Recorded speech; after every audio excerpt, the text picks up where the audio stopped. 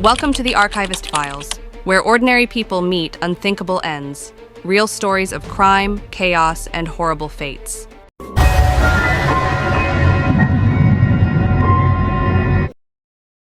In 2016, a normal afternoon at the Cincinnati Zoo turned into one of the most widely discussed events of the decade.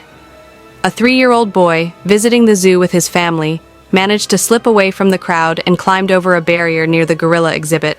Before anyone could react, he fell nearly 15 feet into the moat inside the enclosure. Visitors started shouting as the situation unfolded right in front of them. Inside the enclosure was Harambe, a 17-year-old Western lowland gorilla. Hearing the noise, Harambe approached the child. For a few moments, he stood over the boy, observing him. The scene left the staff and the public unsure of what would happen next. Harambe then grabbed the child and dragged him through the shallow water. The movement looked rough and raised immediate concern for the boy's safety. The zoo's dangerous animal response team arrived quickly. They evaluated every option but had only seconds to make a decision.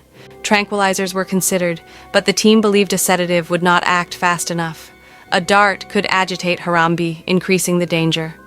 With the child still in the gorilla's grip, the risk felt too high. The team made the call to use lethal force. One shot was fired, and Harambe collapsed almost instantly. Staff then entered the enclosure and pulled the child to safety. Medical teams transported him to the hospital, where he was evaluated. Despite the fall and the dragging, he suffered only minor injuries and was released soon after. News of the incident spread rapidly.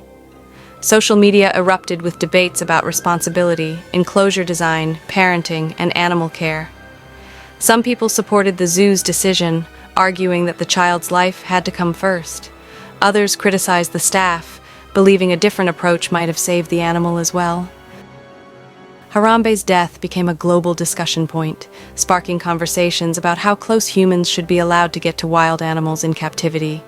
But this incident isn't the only one where a quiet day turned deadly. Across the world, another ordinary moment would soon be shattered.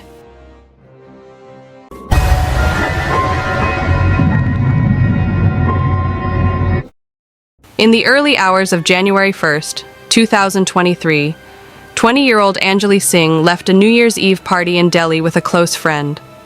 The streets were mostly quiet, with only occasional traffic and scattered pedestrians, as the city slowly transitioned from the celebrations of the night before.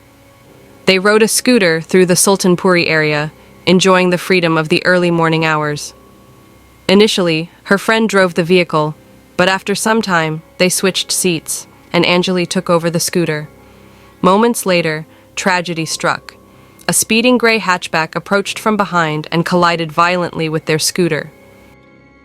The impact was so forceful that Angelie was forced beneath the car. Her leg became trapped in the axle, pinning her under the vehicle as the occupants of the car panicked. Instead of stopping to help, the driver accelerated, dragging Angelie's body across the city streets.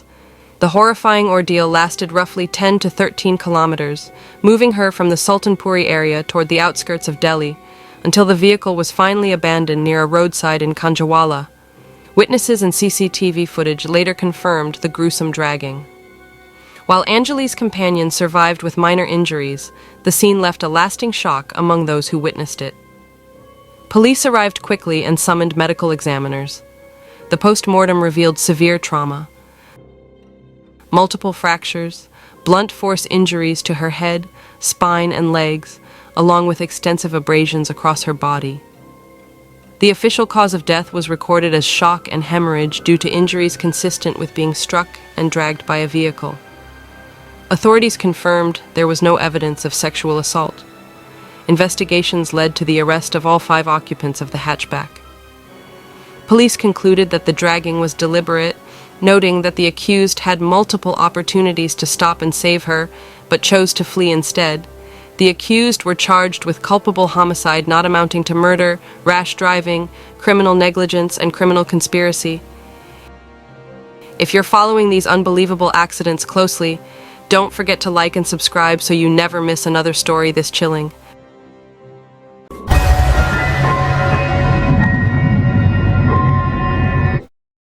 In February 2021, the morning in Fort Worth, Texas, began the way many winter days do during a cold spell. Commuters were heading to work, emergency alerts were quiet, and traffic on Interstate 35W flowed steadily.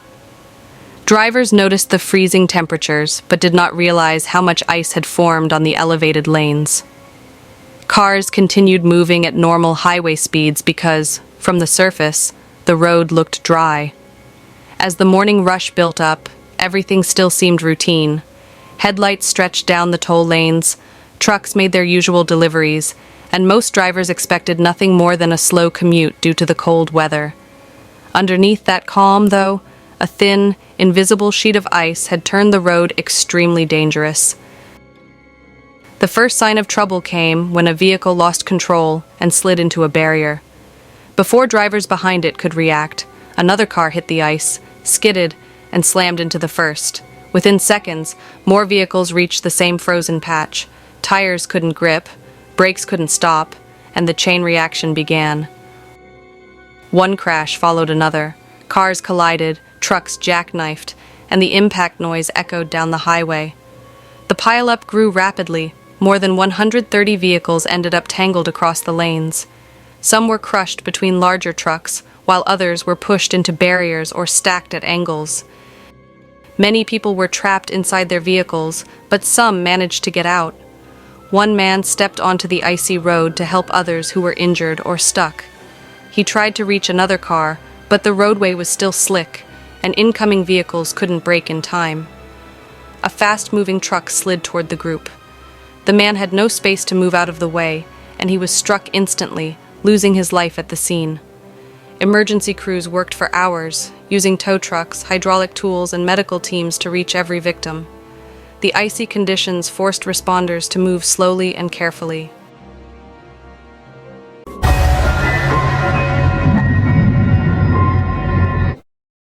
In 2014, a 21-year-old man arrived at a train station with a few friends. The group was passing time on the platform when he spotted an empty freight wagon parked on a siding. Wanting a dramatic photograph, he decided to climb on top of the wagon and take a selfie from a higher angle. Railway stations often have overhead electrical lines carrying extremely high voltage. Warning signs are placed around these areas, but people sometimes underestimate the danger. As the young man stood on the wagon, he extended his arm upward to adjust his phone. In doing so, he came too close to the overhead wire. High voltage lines do not require direct contact to cause harm. Electricity can arc across a gap if someone gets near enough. The moment he raised his hand, a powerful electric arc jumped from the wire to his body. The shock was immediate and overwhelming. Witnesses heard a loud crack and saw a flash. The current passed through him, causing severe burns in an instant. He collapsed on the roof of the wagon before anyone nearby could intervene. Bystanders alerted railway staff, who quickly called emergency services. When responders reached him, he showed no signs of life. The damage from the electric surge was too extensive for any medical effort to reverse. He was pronounced dead shortly afterward. Incidents like this have been reported in multiple parts of India, especially when people try to take photographs near parked trains, tracks, or electrical equipment. Overhead lines typically carry around 25,000 volts on electrified routes, which makes even a moment of close contact fatal. Authorities later reminded the public to stay off wagons, avoid climbing any railway structure, and remain aware of the extreme risk posed by electrical wires.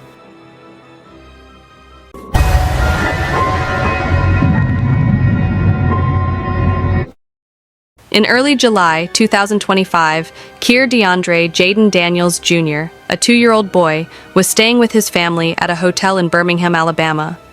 The family had traveled there for a reunion and checked into a room at the Hampton Inn. That morning began like any other hotel stay for a family with a toddler.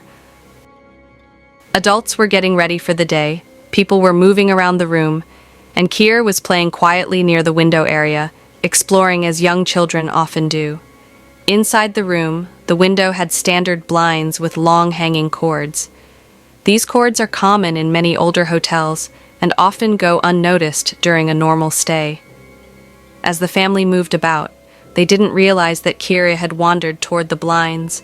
Toddlers are naturally curious, and he may have reached for the cord, pulled it, or wrapped it around his arm while playing. In just a few moments, the situation changed from ordinary to life-threatening. Somehow, the cord became wrapped around Kier's neck. No one in the room noticed it at first, because the accident happened silently. When a family member finally looked toward the window, they saw him unresponsive with the cord around him. Panic set in immediately. His family rushed to free him and called 911. Firefighters and police arrived quickly and began CPR. He still had faint breathing when they transported him to the hospital. Doctors placed him on life support and tried everything they could to stabilize him. For 6 days, Kier remained in critical condition.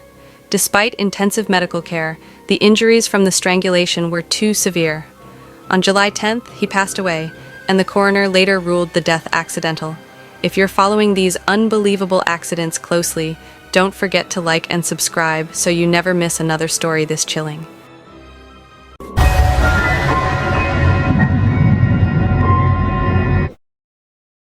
It began like any other warm summer evening on Table Rock Lake in Missouri, 2018. Families arrived at the dock full of excitement, ready for a relaxing sightseeing tour. Children ran along the pier, laughing and pointing at the boats, while parents checked cameras and smartphones, eager to capture memories. The duck boat, a brightly painted amphibious vehicle, seemed inviting and safe. Passengers boarded, finding seats inside and on the open deck, chatting and taking selfies as the guide pointed out landmarks along the calm water. The sun reflected off the surface, and for a brief moment, the day felt perfect. But within minutes, the weather shifted dramatically. Strong winds swept across the lake, sending ripples quickly turning into tall, choppy waves. Dark clouds gathered overhead, obscuring the sunlight and making the lake appear restless. People on the shore noticed the change and began recording video on their phones, capturing the sudden turbulence. CCTV cameras from the nearby marina also caught the unfolding scene, showing the duck boat struggling against the rising waves. The boat tilted sharply as it was pushed by the wind, and water began pouring into the open sections. Passengers inside the cabin clutched each other in fear, while those on deck tried to maintain balance. The guide fought to steer, but the violent waves made control nearly impossible. The CCTV footage later revealed the final moments as the boat capsized completely, flipping over and throwing passengers into the cold, rough water. Many became trapped under the cabin or tangled in life jackets, and the chaotic scene unfolded in seconds. Emergency crews responded as quickly as possible, but the combination of rough water and overturned boat made rescue extremely difficult. 17 people, including children, lost their lives before they could be saved. The recorded CCTV footage and videos from witnesses became vital in understanding how rapidly the storm overtook the boat and the series of events that led to the tragedy.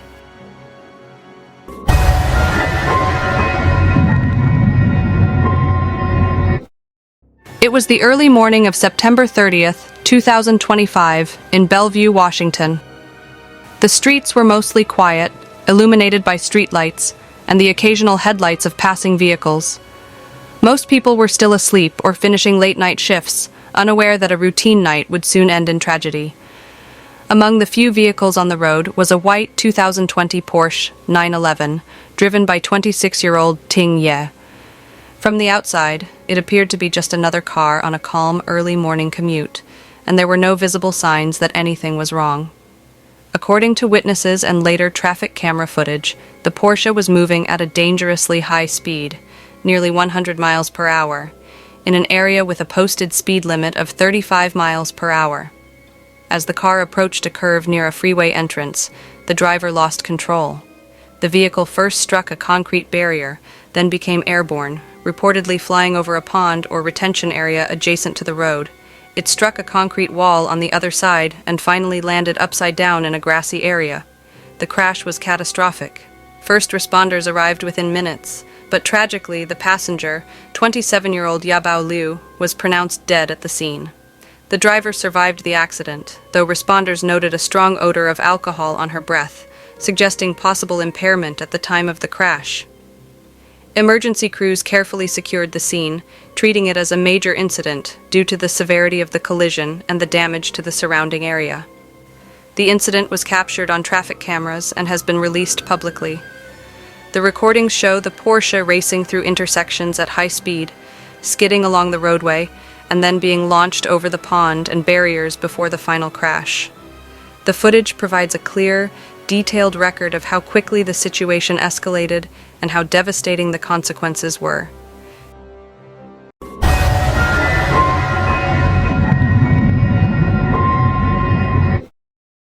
It was an ordinary afternoon in Ghafargan, Singh.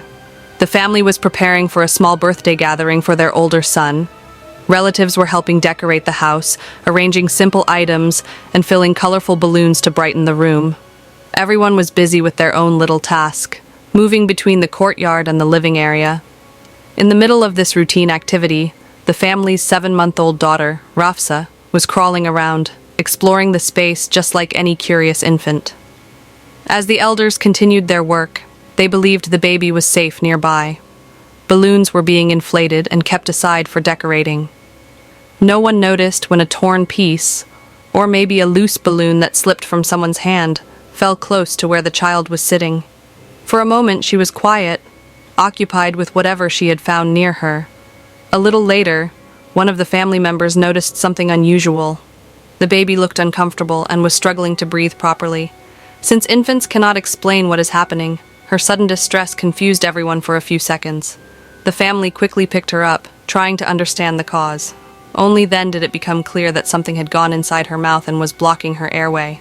Without wasting any time, they rushed her out of the house and headed toward the Upazila Health Complex. The road from the village to the clinic is not very long, but in moments like these, every second feels slower. The parents kept trying to help her breathe. However, the blockage inside her throat made it extremely difficult for them to assist in any meaningful way. When they reached the health facility, the medical team attempted to handle the emergency, but the situation had already become critical during the journey. Despite their efforts, the doctors were unable to bring her back. The incident deeply affected the family and the nearby community. What was supposed to be a cheerful day turned into a painful reminder of how quickly accidents can happen around young children, even during simple household activities. Loose or burst pieces of balloons, especially those made of latex, can be dangerous for infants because they are soft, sticky, and can block the airway instantly. Don't forget to subscribe and click the bell icon. You won't want to miss the shocking stories we have coming next.